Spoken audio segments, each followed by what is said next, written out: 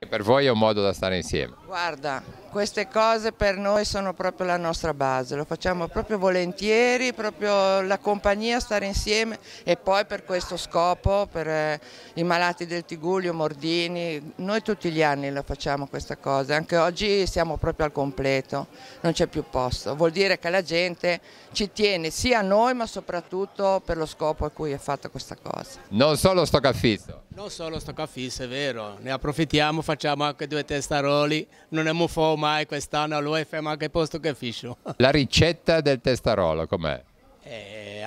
Farina bianca, un 30% di integrale, acqua gasata e non al 50%, olio e sale e poi si impasta bene, una densità deve essere piuttosto cremoso, in modo che diventi rotondo mentre si cola e togli a posto. Questa giornata contribuirà, perché naturalmente non si riesce a raggranellare 60.000 euro.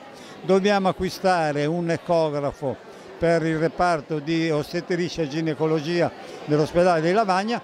Il ricavato di questa giornata contribuirà all'acquisto di questo ecografo. A che cosa servirà questo ecografo? Allora, è un ecografo di altissimo livello che servirà sia per le pazienti ostetriche che per le pazienti ginecologiche come diagnostica. Per le pazienti ostetriche soprattutto per quelle che viene chiamata ecografia morfologica, quella della 22esima settimana, che ha bisogno sempre di apparecchi sempre più recenti per visualizzare sempre di più eventuali purtroppo patologie fetali e per indirizzarle poi a una giusta, se esiste, terapia.